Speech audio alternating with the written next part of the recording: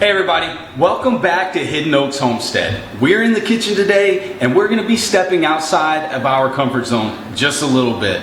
A lot of the homesteaders that we like to follow swear by rabbit meat. It's something that we've never tried before as a family, but our friends at Sawyer Ridge Farms have an amazing rabbit stew recipe that they've allowed us to try. But before we get started, we're going to have to get out in the yard and find the perfect rabbit. Let's go. All right, everybody, so we're outside in the backyard, and this is where I keep my rabbits. Like I said, we don't have a fully functioning homestead yet, so I don't have an actual rabbit hutch. So this is where I keep my guys. Okay, so let's get one. Come here, buddy. Gotcha. Okay. So this looks like the rabbit that we're gonna use today. He's plump, he's juicy, he should do, all right? I told you I don't have a homestead. All right guys, so we're back in the kitchen. We got our rabbit, we got our ingredients. The first step, we're gonna take our rabbit, we're gonna put it in the crock pot with some beef broth, and we're gonna let that cook on high for 4 hours. Okay, so let's get that started now. Put this guy in here. I got my beef broth right here. You're just gonna pour this in. This is just to so that over time it has flavor, has juiciness, and it doesn't get dried out while it's cooking. All right. Put the lid on. Boom. Let's set this guy to high. All right, so we're gonna cook this for 4 hours. While we wait, I'll go over ingredients with you. We got gravy. We got cream of mushroom soup. We got beef stew mix. And don't hate me, but we got frozen vegetables. I gotta use what I gotta use while we're here. When we get back home, we'll use fresh garden vegetables. And then after that, we're just gonna use salt and pepper, seasoned to taste. I like a lot of salt. Nicole, she doesn't really like it. And then we're gonna chop up some potatoes and we're gonna add those to the mix as well. So we'll see you in 4 hours. All right, everybody, the rabbit is on. While we wait, we're gonna go ahead and chop up our potatoes and our vegetables. Let's go.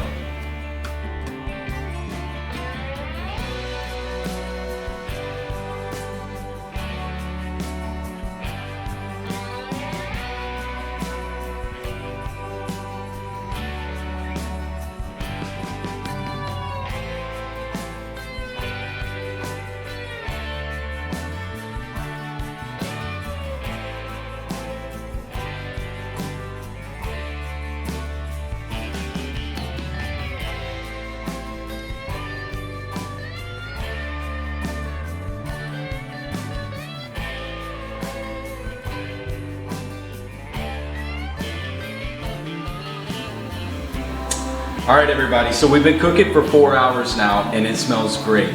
What we're gonna do is we're gonna pull it out, and since it's so hot and we're gonna have to peel it off the bones, is we're gonna pull it out and we're just gonna set it here and we're gonna let it chill for about 10 or 15 minutes. So we'll go ahead and do that. And then we'll get back with you. Oh yeah, that's falling off the bone already. Oh yeah, he's falling apart.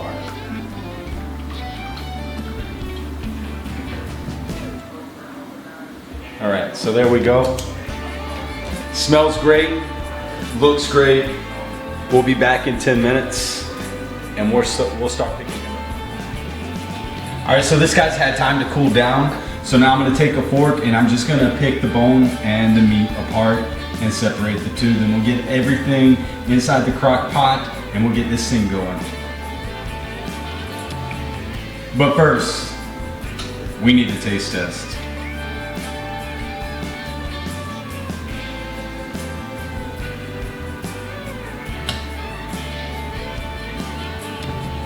That's delicious.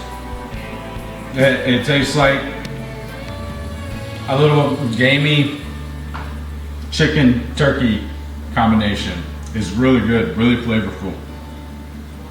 I think this is going to be a winner for us.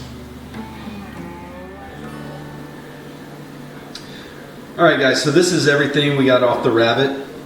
It's quite a bit of meat for one rabbit, and there's all the bones that'll be discarded. So not a bad output from one carcass.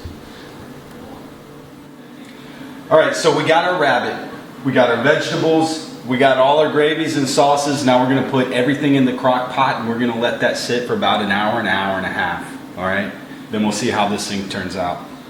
I'm loving it already. So some potato action. Get that in there.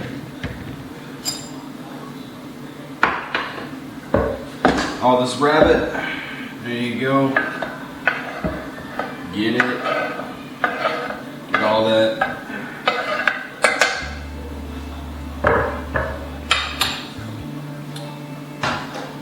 Our frozen vegetables.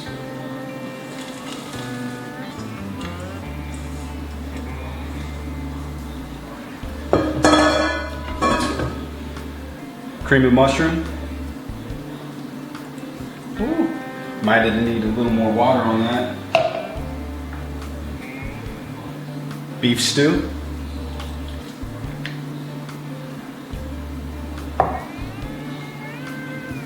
And brown gravy.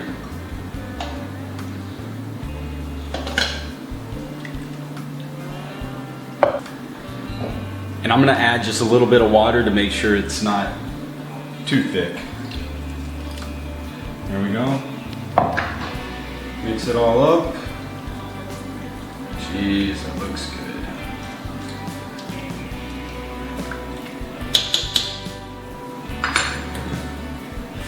Salt and pepper. Not gonna put too much salt in it, Nicole, because I know you don't like salt.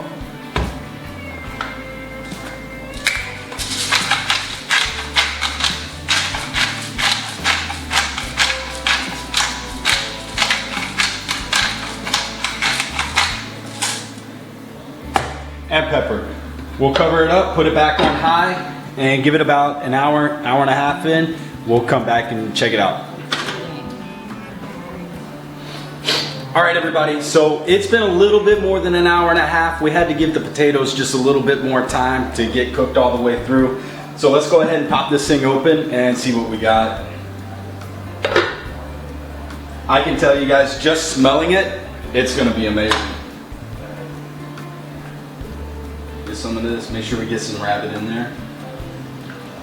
There we go. Oh, that looks good.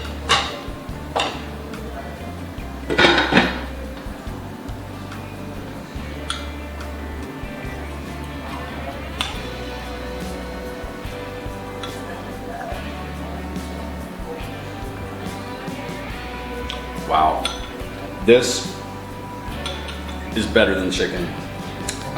If you have a homestead and you don't have rabbits on it, you should probably consider trying rabbit and seeing if it fits in with you. I'm glad that we did this because this is definitely something that we're gonna be doing when we move back. Let me try it again. Wow.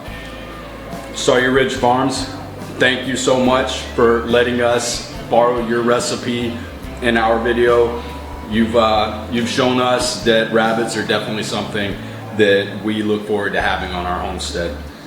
So, guys, that's all we got for today. I hope you enjoyed the video. Subscribe if you're not subscribed. If you're enjoying our content, ring the bell so you get it right away. If you guys have another rabbit recipe that you think we would enjoy, or maybe there's another animal that you have on your homestead that is not a traditional livestock animal, leave that in the comment section below. Give us something else to try.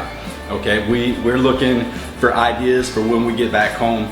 Thank you, Sawyer Ridge Farms. We're gonna put a link in here. I don't know how to put links in videos yet, but I'm definitely gonna sit down and figure that out, and you guys will be able to find their channel somewhere in this area down here. So Thanks for watching. We'll see you next time.